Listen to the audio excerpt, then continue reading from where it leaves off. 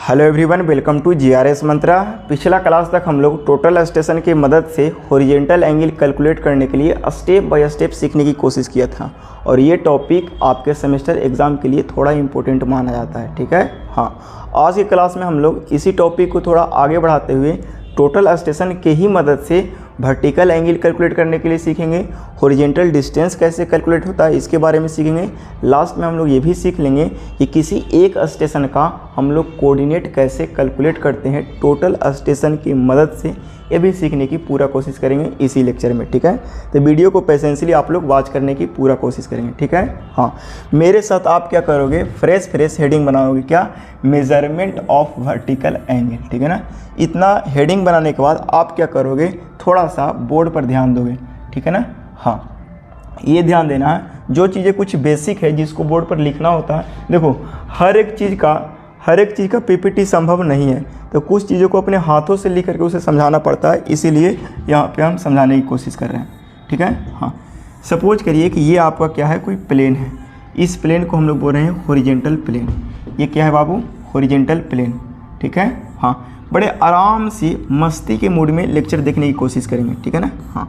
इसको बोल रहे हैं हम लोग HP। क्या बोल रहे हैं? Horizontal plane. ठीक है ना। और ये वाला एक स्टेशन है,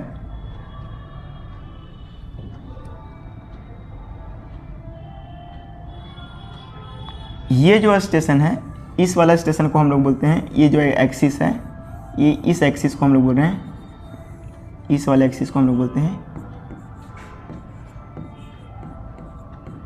जेनिथ एक्सिस। क्या बोल रहे हैं? Zenith axis. जेनिथ कहने का मतलब होता है सबसे टॉप में जो एक्सिस होता है ना उसको बोलते हैं, या अपेक्स में जो एक्सिस होता है ना उसको बोलते हैं। तो टॉप में यही एक्सिस है, यही वाला एक्सिस को हम लोग बोल रहे हैं जेनिथ एक्सिस। ठीक है ना, हाँ। और जो एक्सिस सबसे नीचे होता है उस एक्सिस को बोलते हैं नादिर। क्या बोलते हैं? नादिर। ठीक है ना, हाँ। नादिर का थोड़ा सा स्पेलिंग देख लीजिएगा। ठीक है, हाँ। उसके बाद एक जो आपको है, ये जो सर्वे लाइन है, एक सर्वे लाइन आपका ये है, ये कोई आपको सर्वे लाइन है। ठीक है ना, इसको बोल रहे हैं O और इसको बोल रहे हैं A। ठीक है ना, हाँ। तो देखो यहाँ पे बारीकी से समझने की कोशिश करोगे आप लोग। ठीक है ना, हाँ। कि अगर ये वाला हम जो एंगल मेजरमेंट कर रहे हैं यहाँ से यहाँ तक इस लाइन के लिए, तो बोल रहे हैं सर जेनिथ एक्सिस से मेजरमेंट कर रहे हैं, तो इस एंगल को हम लोग बोलेंगे जेनिथ एंगल।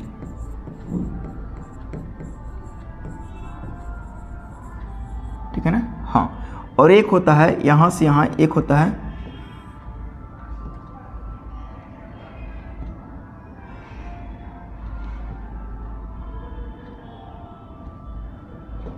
ये जो एक्सिस होता है, इस एक्सिस को बोलते हैं नॉर्थ।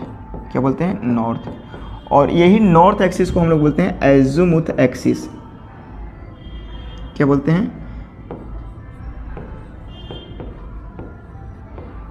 एज़ुमुथ एक्सिस। तो जो इससे जो एंगल मेजरमेंट करेंगे उस एंगल को बोलेंगे एज़ुमुथ एंगल। क्या बोलेंगे?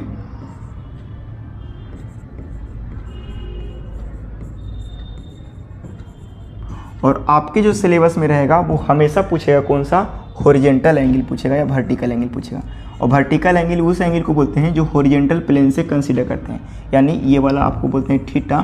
तो इसको थीटा आपको हमेशा कैलकुलेट करने के लिए रहेगा। मेरी स्टेटमेंट को फिर से सुन लीजिए। ये वाला जेनिथ एक्सिस है और ये सर्वे लाइन है। जेनिथ एक्सिस से जो सर्वे लाइन तक जो एंगल होगा उसको बोलेंगे जेनिथ एंगल, और नॉर्थ एक्सिस से लेकर के जो सर्वे लाइन तक एंगल होगा उसको बोलेंगे एज़ुमुथ एंगल। ठीक है ना, और उस एक्सिस को बोलेंगे एज़ुमुथ एक्सिस। लेकिन हमको हमेशा हॉरिजॉन्टल प्लेन से इस सर्वे लाइन तक वर्टिकल प्लेन में मतलब एंगल को मेजरमेंट करना होता है। ठीक है, हाँ। तो एक बात ध्यान दीजिएगा यहाँ से कि अगर मान लिया जाए कि हमको यहाँ से यहाँ तक एंगल पता करना है और यहाँ से यहाँ पता है, तो हम 90 में से घटा देंगे। इस बात को हमेशा ध्यान दोगे। हालांकि ये चीज़ें लास्ट में हम नोट पॉइंट में लिख दिया है। ठीक, हाँ। अब हम लोग आते हैं PPT पर। ठीक है ना, इतना पढ़ने के बाद बड़े आराम से इस चीज़ को ना समझने की कोशिश करोगे। ठीक है, देखो, जिस तरह से हम लोग हॉरिजॉन्टल एंगल मेजरमेंट करने के लिए स्टेप बाय स्टेप प्रोसेस पढ़े थे, बिल्कुल वैसा ही स्टेप थोड़ा सा बताएंगे। ठीक है, लेकिन उस इंस्ट्रूमेंट का इंट्रोडक्शन पूरा नहीं बताने वाला है। ऐसा इसलिए क्योंकि ऑलरेडी इंट्रोडक्शन पढ़ा दिया है पहले ही। ठीक, टोटल स्टेशन का टोटल इंट्रोडक्शन अपन कंप्लीट कराया है। लेकिन हाँ, कुछ लोग को ऐसा लगता है कि सर सारे वीडियो का टोटल स्टेशन का जो है ना वो विजुअलाइज नहीं हो पा रहा है, उसका एनिमेटेड वीडियो दे दीजिए। तो उन लोग के लिए हम बता देना चाहते हैं कि सारा एनिमेटेड वीडियो ऑलरेडी रिकॉर्ड हो चुका है, ठीक है ना। एप्लीकेशन में फोल्डर कर करके हम हर एक टोटल स्टेशन हो चाहे इलेक्ट्रॉनिक डिजिटल थियोडलाइट है, सबका ऑपरेशन, सबका पार्ट्स, ये सब का वीडियो बना हुआ है, अलग से सेपरेट है, उसको हम डाल देंगे एप्लीकेशन में, ठीक है। अगर और भी कोई समस्या होगा तो वो मेरे पास मैसेज करेंगे, हर एक समस्या सर्वे से रिलेटेड कंप्लीट कराने की कोशिश करेंगे, दूर कराएंगे समस्या को, ठीक है। हाँ देखो, ये जो आपका है स्टेप फर्स्ट, देखो इसको हम थोड़ा सा हर एक स्टेप को पढ़ पढ़ कर समझते हैं। फर्स्ट में क्या कहता है, इस चीज़ को समझने की कोशिश करेंगे। The total station is set up and levelled over a station O. सबसे पहले हम लोग क्या करते हैं, कोई एक स्टेशन सेलेक्ट करते हैं ग्राउंड पर। क्या करते हैं बाबू, सबसे पहला काम क्या करते हैं, ग्राउंड पर जाते हैं और ग्राउंड पर जाने के बाद कोई एक स्टेशन सेलेक्ट करते हैं, ठीक है ना। सपोज करिए कि ये स्टेशन सेलेक्ट किए जिसका नाम है ओ, और यहाँ पे लाते हैं इंस्ट्रूमेंट और ला करके इसको यहाँ पे क्या करते हैं, सेटिंग कर लेते हैं। ये सपोज करिए कि इंस्ट्रूमेंट है, ठीक है ना, ये आपका क्या है, इंस्ट्रूमेंट है। और यहाँ पे ला करके क्या करते हैं, सेटिंग का काम करते हैं, सेटिंग का काम करते हैं। सेटिंग कहने का मतलब क्या सर, तो सर सेंटरिंग करते हैं, सेंटरिंग करते हैं, लेबलिंग करते हैं, लेबलिंग करते हैं, उसके बाद फोकसिंग करते हैं, ये काम करते हैं, ठीक है ना। तो पहला काम अपन कर लिया, डन। दूसरा स्टेप क्या है, स्टेप नंबर 2 क्या है, इसी को समझने की कोशिश करोगे। कह रहा है कि सेट, स्टेप 2 में कह रहा है the instrument is focused along the north direction.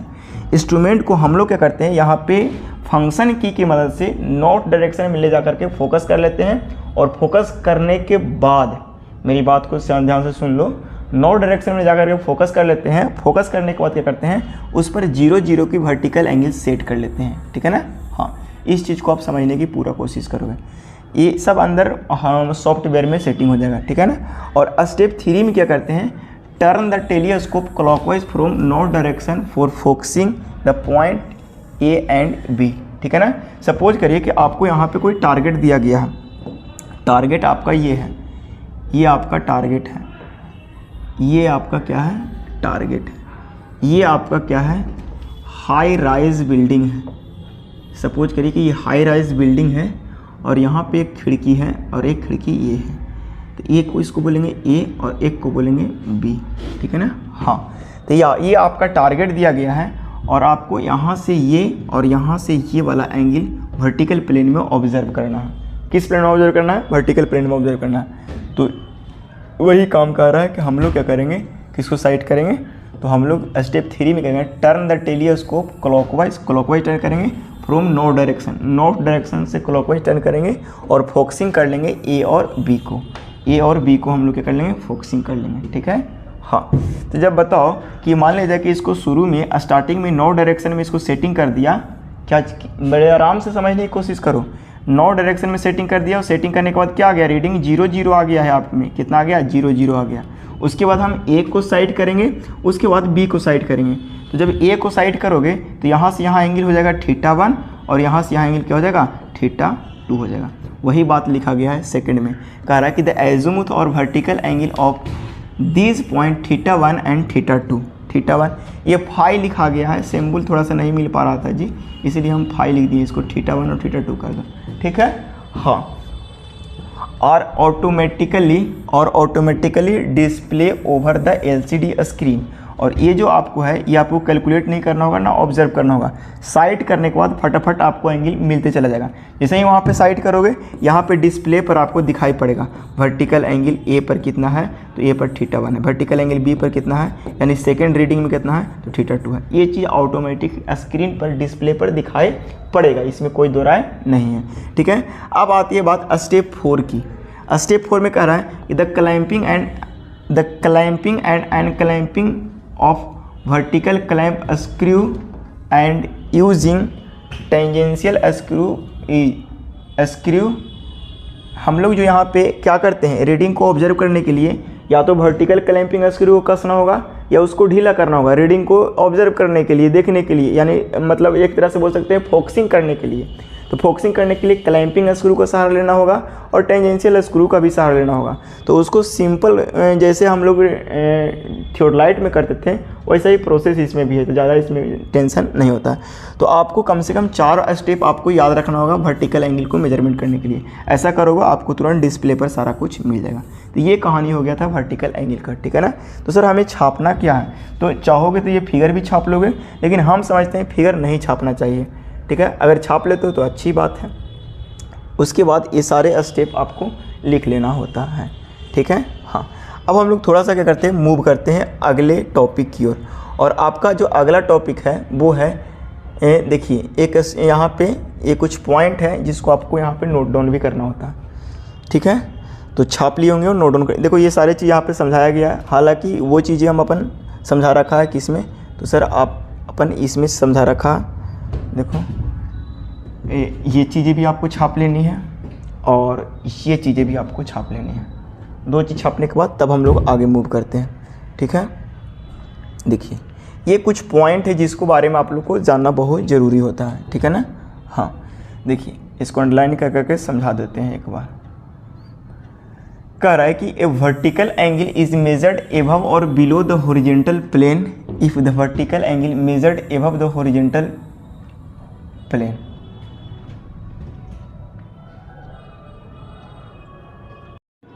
यहाँ पे एक पॉइंट को आप ध्यान दीजिएगा। ये पॉइंट क्या कह रहा है, कह रहा है कि vertical angle is measured above और below the horizontal plane.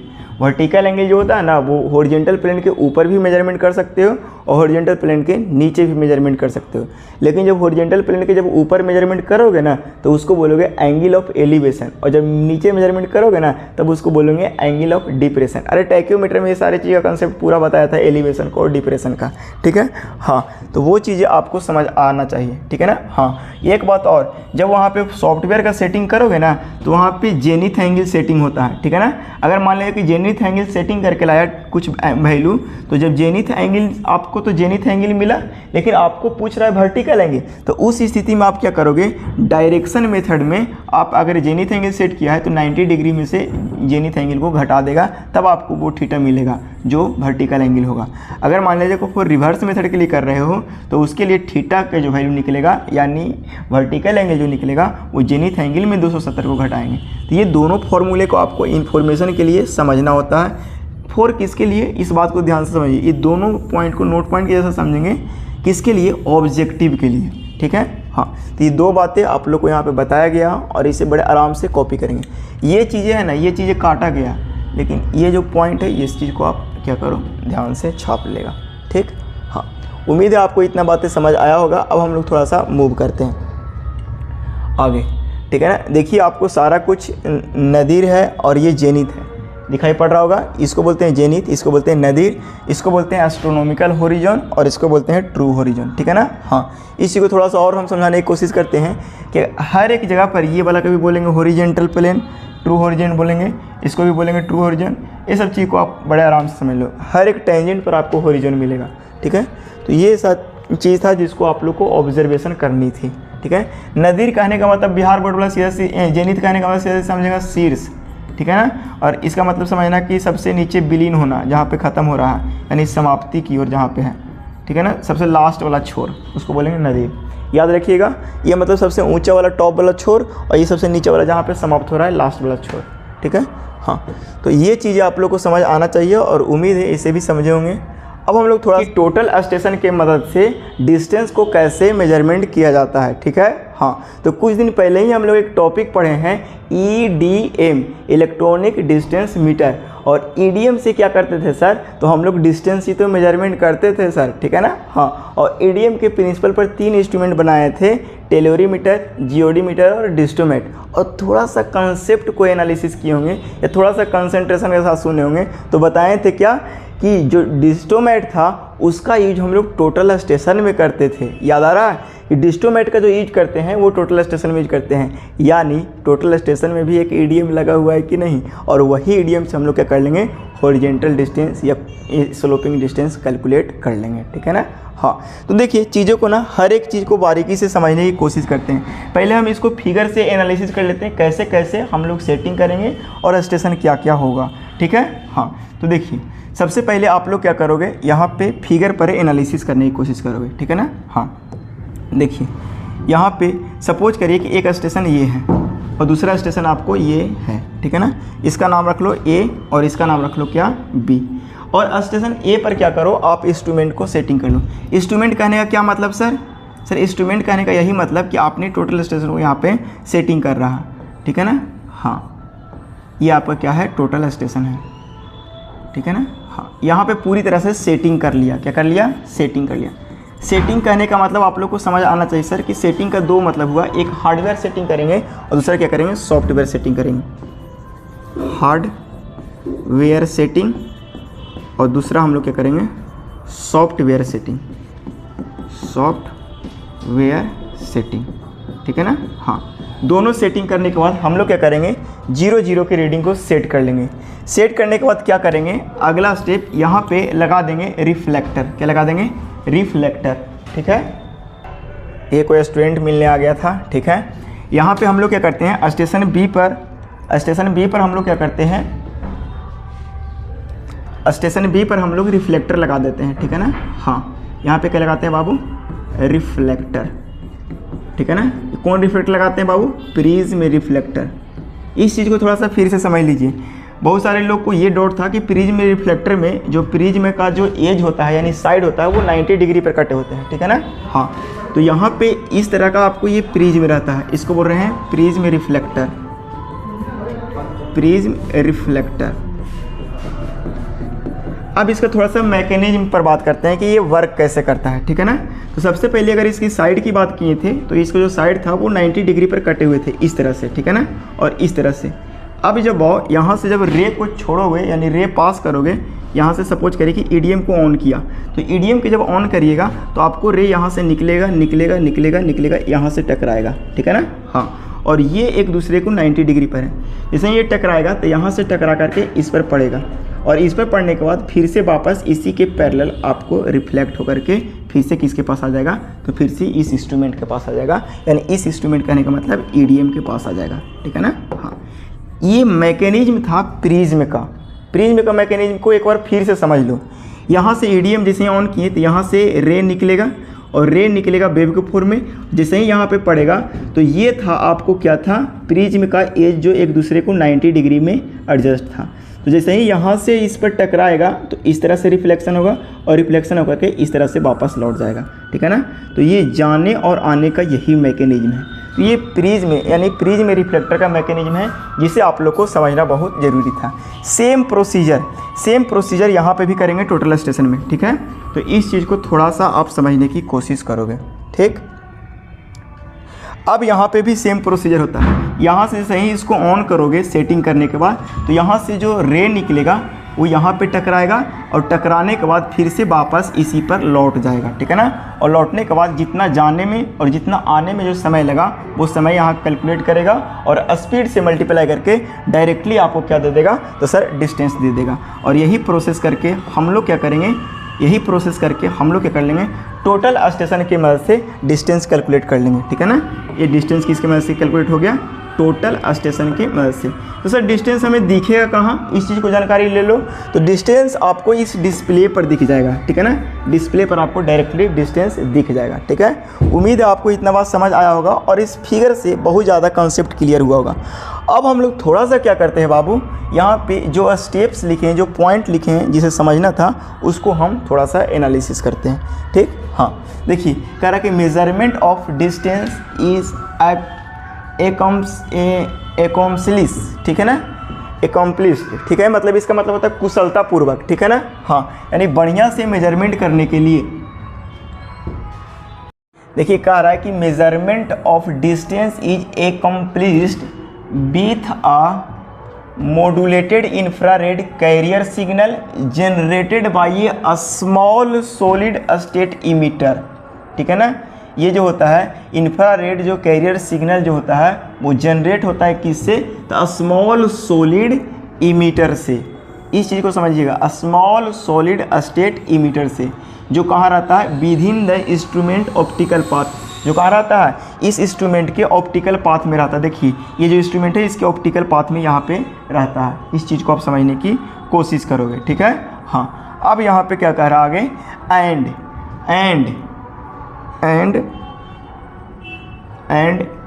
And reflected by a prism reflector, और वो वहाँ से क्या करता है, निकलने के बाद प्रिज्म पर टकराता है, और टकराने के बाद क्या करता है, रिफ्लेक्ट करता है। देखो ऑब्जेक्ट को डायरेक्टली हम लोग नहीं रखते हैं, ऑब्जेक्ट को डायरेक्टली हम लोग वहाँ पे वेव नहीं छोड़ते हैं, वहाँ पे उस ऑब्जेक्ट पर या ऑब्जेक्ट के सामने रिफ्लेक्टर लगा देते हैं, तब जाकर के वहाँ से बाहर आता है, मतलब रिफ्लेक्ट होकर के फिर से इंस्ट्रूमेंट के पास वो इंफ्रारेड पहुँचता है, ठीक है। हाँ, अंडर सर्वे, ठीक है।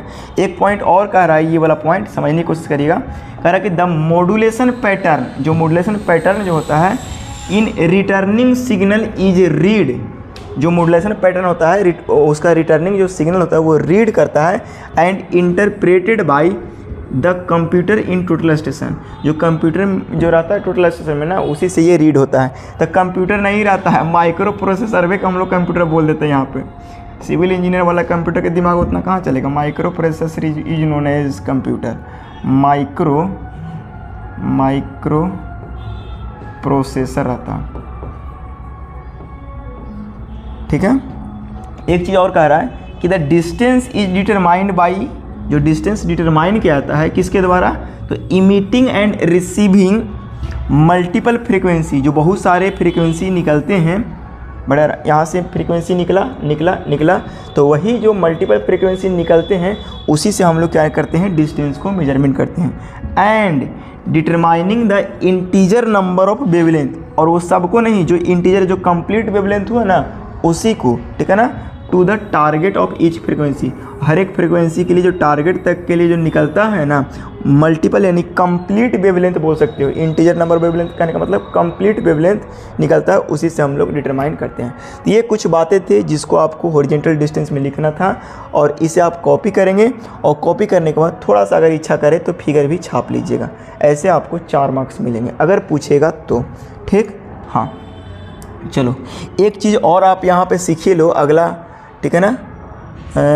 यहाँ पे हम लोग मूव करते हैं कि टोटल स्टेशन की मदद से किसी भी स्टेशन का हम लोग कोऑर्डिनेट कैसे पता करते हैं, ठीक। हाँ, तो कोऑर्डिनेट को पता करने के लिए सबसे पहले हम किसी नॉन स्टेशन का कोऑर्डिनेट पता करते हैं। जैसे ही किसी नॉन स्टेशन कोऑर्डिनेट पता चल जाता है तो उसी के रिस्पेक्ट में अननोन स्टेशन का हम लोग कोऑर्डिनेट पता करते चले जाते हैं, ठीक है। हाँ, तो देखो थोड़ा सा इसकी मैकेनिज्म को समझ लेते हैं फिगर के मदद से। जब आपको समझ आ जाएगा तब हम सारे चीज़ को कैलकुलेशन करेंगे, ठीक है। हाँ, देखिए सपोज करिए कोई एक स्टेशन ये है, और इस स्टेशन पर हम लोग क्या किए, इंस्ट्रूमेंट को सेटिंग कर दिए, ठीक है ना। ये हमारा क्या है, टोटल स्टेशन वाला इंस्ट्रूमेंट है, ठीक है ना। हाँ, और इस स्टेशन पर सब सेटिंग कर दिए, और मान लीजिए कि कोई एक स्टेशन ये है जिसका कोऑर्डिनेट हमको पता करना है। तो सबसे पहले इसमें क्या करेंगे, किसी नॉन स्टेशन पर इसके अंदर सॉफ्टवेयर में सेटिंग करेंगे कि उस नॉन स्टेशन का कोऑर्डिनेट क्या है, ठीक है ना। उसके बाद हम लोग क्या करेंगे, इसको साइटिंग करेंगे, और इसको साइटिंग करने के बाद हम लोग क्या करेंगे, 2 चीज़ ऑब्जर्व करेंगे। सबसे पहले एक तो डिस्टेंस ऑब्जर्व करेंगे, स्लोपिंग डिस्टेंस ऑब्जर्व करेंगे, और दूसरा वो कितना से स्लोप बना रहा है वो बियरिंग ऑब्जर्व करेंगे। जब दोनों ऑब्जर्व कर लेंगे तब दोनों के हेल्प से हम लोग क्या करेंगे, उस स्टेशन का हम लोग कोऑर्डिनेट बताने में सफल रहेंगे जो एक पहले से नॉन स्टेशन है उसके रिस्पेक्ट में, ठीक है। हाँ, तो यही बात आपको यहाँ पे बताया जा रहा है, सारे चीज़ यहाँ पे लिखा गया है, ठीक है ना। कोऑर्डिनेट को कैसे मेजरमेंट किया जाता है, कह रहा है कि the coordinates of an unknown points, जो अननोन पॉइंट है उसका coordinate relative to a known coordinate, ठीक है ना, can be determine using total station. जो टोटल स्टेशन से जो हम लोग डिटरमाइन करते हैं वो नोन पॉइंट के रिस्पेक्ट में अननोन पॉइंट का कोऑर्डिनेट को डिटरमाइन करते हैं। कह रहा as long as direct line of sight can be establish between 2 point, और 2 पॉइंट के बीच में हम लोग क्या करते हैं, लाइन ऑफ साइट को इस्टेब्लिश करते हैं, एक इंस्ट्रूमेंट और उसके बीच में, ठीक है। Angle and distance are measured from the total station to points under survey, ठीक है ना। एंगल और डिस्टेंस को हम लोग मेजरमेंट कर लेंगे टोटल स्टेशन से, कहाँ से कहाँ तक, तो टोटल स्टेशन से जहाँ जिस पॉइंट का सर्वे कर रहे हैं वहाँ तक का, ठीक है ना। एंगल और डिस्टेंस दोनों हम बोल रहे हैं, ठीक है ना। हाँ, and the coordinates X Y Z. देखिए कोऑर्डिनेट एक्स वाई जेड का क्या मतलब है। एक्स कहने का मतलब होता है ईस्टिंग, और वाई कहने का मतलब होता है नॉर्थिंग, और जेड कहने का मतलब होता है एलिवेशन, वो लेंथ बता रहा है, ठीक है ना। हाँ, ऑफ सर्वेड, जहाँ पे आप सर्वे किए हैं, surveyed point relative to the total station position are calculated using trigonometry. और रिलेटिव जितना भी आएगा ना सबको ट्रिग्नोमेट्री से हम लोग कैलकुलेट करते चलेंगे और ट्रायंगुलेशन से, ठीक है ना। हाँ, एंगल को ट्रिग्नोमेट्री से और लेंथ को ट्रायंगुलेशन से कैलकुलेट करके हम लोग पता कर लेंगे। तो इस तरह से हम लोग कोऑर्डिनेट मेजरमेंट भी करेंगे, ठीक है। हाँ, आएगा 4 नंबर में, दोनों चीज़ को एक्सप्लेन करने के लिए छाप दोगे, ठीक है। हाँ, जो ऑब्जेक्टिव लाइक पॉइंट मिलते हैं ये कैसे मेजरमेंट करता है, तो ये रिलेटिव मेजरमेंट करता है, नोन के रिस्पेक्ट में मेजरमेंट करता है, ये ऑब्जेक्टिव लाइक पॉइंट बनते हैं और इसमें ज़्यादा कुछ पॉइंट नहीं बनते हैं। एक पॉइंट ये भी बनते हैं कि इसमें ट्रिग्नोमेट्री और ट्रायंगुलेशन का यूज करके मेजरमेंट किया था, ये 2 पॉइंट आपके ऑब्जेक्टिव लाइक बने, ठीक। हाँ, उम्मीद है आपको इतना बात समझ आया होगा कोऑर्डिनेट से कैसे मेजरमेंट करते हैं। आज की क्लास इतना ही रहने देते हैं, और इस लेक्चर में इस यूनिट में जो भी चीज़ बच गया है वो चीज़ उतना इंपॉर्टेंट नहीं है। अगर आप लोग को ऐसा लगेगा कि इंपॉर्टेंट है तो वो चीज़ें पढ़ा दिया जाएगा।